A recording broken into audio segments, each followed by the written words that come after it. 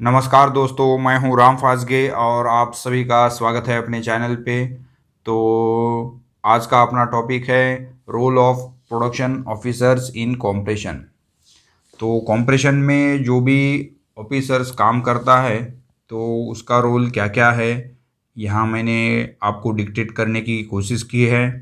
तो यहाँ मैंने पूरे ये पॉइंट्स लिखे हैं। तो ये पॉइंट्स के को डिक्टेट करना है और थोड़ा बहुत मैं आपको डिस्क्रिप्शन बताऊंगा। तो ये वीडियो लंबी हो सकती है, तो आपको रिक्वेस्ट है कि ये पूरी चीज़ें समझने के लिए वीडियो के अंत तक बने रहिए, तभी आप ये पूरी चीज़ें समझ सकते हैं। या आप अगर स्किप करोगे तो हो सकता है कि कुछ चीज़ें आपके समझ में ना आए। तो शुरू करते हैं। और दोस्तों, इस वीडियो को कम से कम 1000 लाइक तो बनना चाहिए। तो प्लीज़ लाइक करने के लिए हिचकिचाए मत, तो जल्दी से जल्दी लाइक करिए। तो दोस्तों, जो भी प्रोडक्शन ऑफिसर कंप्रेशन में काम करता है तो उनका रोल क्या क्या होना चाहिए। तो first of all first point है यहाँ डेली क्लीनिंग है।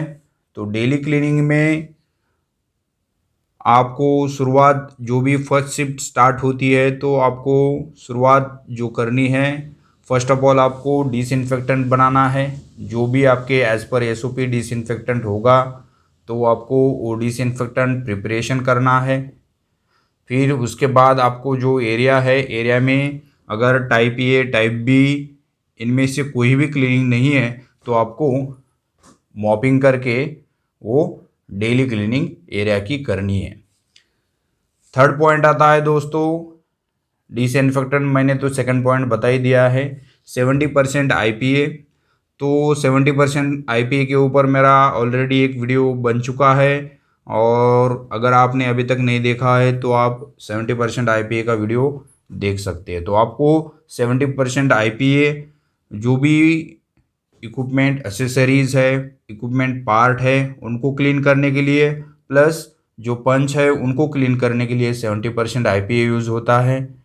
तो उसका प्रिपरेशन, क्यों 70% आईपीए यूज़ करते हैं, ये सब मैंने उस वीडियो में कवर किया है। तो उसकी लिंक मैं आपको यहाँ ऊपर आई बटन में दे दूँगा, तो आप वो वीडियो चेक कर सकते हो। फोर्थ पॉइंट है दोस्तों टाइप ए और type B cleaning. Type A और टाइप बी क्लीनिंग, तो जैसे कि टाइप ए होता है बैच टू बैच में, और टाइप बी क्लीनिंग होती है product to product change over में। तो ये आपको क्लीनिंग करनी है। जैसे कि टाइप ए आया, बैच टू एक बैच ख़त्म होने के बाद दूसरा बैच लेना है तो आपको टाइप ए क्लीनिंग आएगी, और बी टाइप क्लीनिंग आपको प्रोडक्ट टू प्रोडक्ट, या लोअर टू हायर जा रहे हैं, हायर टू लोअर आ रहे हैं, पंच चेंजेस है, कलर चेंज है, या फ्लेवर चेंज है, इन केसेस में आपको टाइप बी क्लीनिंग आएगी।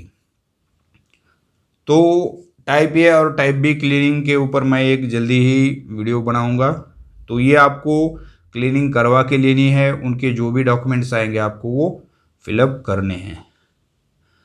टाइप ए रहेगा तो आप नेक्स्ट प्रोडक्ट लोगे, अगर टाइप बी रहेगी तो आपको रिंस और स्वैप, जहाँ जो भी एप्लीकेबल है उसका आपको टीआरएफ रेज करना पड़ेगा, और वो स्वैप रिक्वेस्ट क्यूसी में एनालिसिस के लिए जाएगी, उसका रिलीज होगा, तभी आप नेक्स्ट प्रोडक्ट प्लान कर सकते हो। नेक्स्ट पॉइंट है line clearance, LC. Line clearance में आपको बहुत चीज़ें हैं जो आपको क्लीनिंग वेरिफिकेशन करनी है। डॉक्यूमेंटेड प्रोसीजर होती है जो आपको पूरी चेकलिस्ट भरनी है, बीएमआर भरना है, एरिया लाइन क्लियरेंस होता है, ठीक है। और जो जो आप इक्विपमेंट्स यूज़ करोगे वो सभी इक्विपमेंट्स की चेकलिस्ट भर के आपको उनका लाइन क्लियरेंस लेना पड़ता है। जैसे कि कंप्रेशन में कंप्रेशन मशीन हो गई, मेटल डिटेक्टर हो गया, डिडस्टर हो गया, डस्ट एक्सट्रैक्टर हो गया, एडीयू हो गया, ठीक है। और जो भी आईपीक्यूसी में इंस्ट्रूमेंट्स है, hardness tester, vernier caliper, friability, DT, ये तो ये सभी इंस्ट्रूमेंट्स अगर आपके एरिया में हैं तो उनका लाइन क्लियरेंस आएगा, अगर सेपरेट IPQC है तो उनका लाइन क्लियरेंस लेने की ज़रूरत नहीं है। तो ये सभी आप इक्विपमेंट का लाइन क्लियरेंस लोगे। नेक्स्ट पॉइंट है दोस्तों टेम्परेचर, RH और DP। तो अभी तक आपने मेरे चैनल को लाइक शेयर सब्सक्राइब नहीं किया तो आपको रिक्वेस्ट है कि चैनल को लाइक करना, सब्सक्राइब करिए और शेयर करना मत भूलिए। और दोस्तों बेल आइकॉन को दबाइए ताकि आपको अगली वीडियो की अपडेट्स मिलती रहे। तो टेम्परेचर आपके एरिया की लिमिट है not more than 25 degree Celsius. RH है नॉट मोर देन 55। या कुछ प्रोडक्ट होते हैं जो RH सेंसिटिव होती है तो वो BMR में जो भी लिमिट दी होगी उसके हिसाब से आपको RH यहाँ कंट्रोल करना है। और DP है डिफरेंशियल प्रेशर, जो आपको नॉट लेस देन 10 पास्कल की लिमिट में मेंटेन करना है। तो अगला पॉइंट है IPQC, तो इन प्रोसेस क्वालिटी कंट्रोल। तो इसमें आपको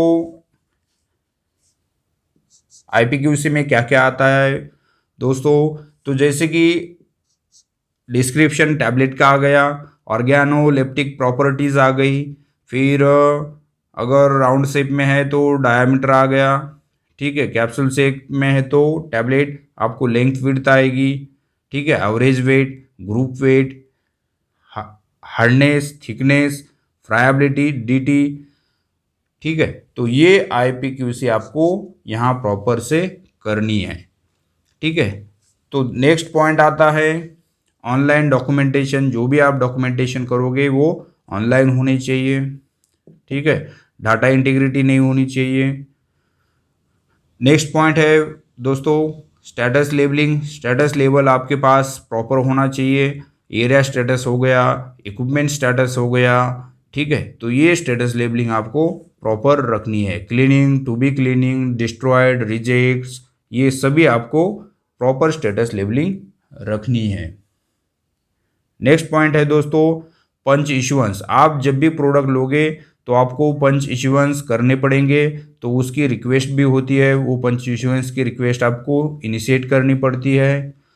तो पंच रोटेशन जो है, पंच आप इशुएंस करने के लिए जब भी रिक्वेस्ट दोगे तो आपको उनका रोटेशन आएगा। उसी रोटेशन में आपको वो पंच वेरीफाई करके अपने मशीन पे इंस्टॉल करना है और ये पंच रोटेशन आपको BMR में लिखना पड़ता है।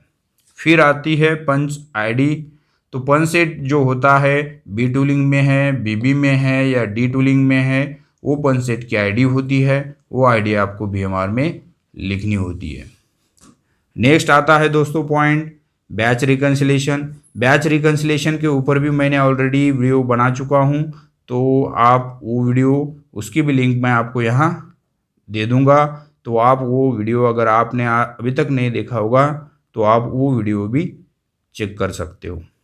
तो बैच रिकन्सिलेशन करना है, आपका एवरेज वेट कैलकुलेशन इसमें आता है।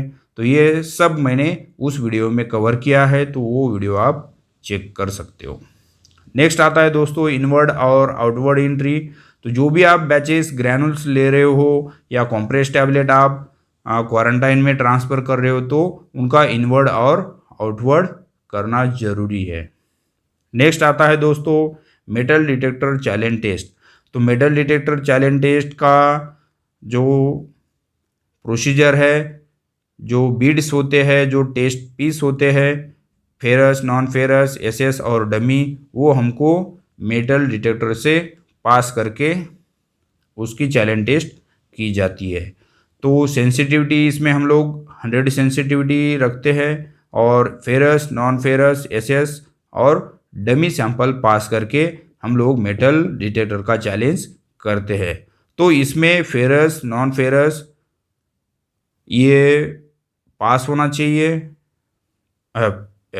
फेरस, नॉन फेरस और SS रिजेक्ट करेगा और डमी पास होगा। और जब ये डमी पास होगा और बाकी फेरस, नॉन फेरस, SS जब रिजेक्ट करेगा तभी आपका मेटल डिटेक्टर प्रॉपर वर्किंग कर रहा है। तो नेक्स्ट आता है दोस्तों डेली बैलेंस वेरिफिकेशन। आप जो भी बैलेंस यूज कर रहे हो तो वो बैलेंस का आपको वेइंग वेट से आपको बैलेंस का वेरिफिकेशन करना पड़ता है उसके वर्किंग कैपेसिटी तक, और वो रिकॉर्ड करना पड़ता है। Monthly balance calibration next point है दोस्तों।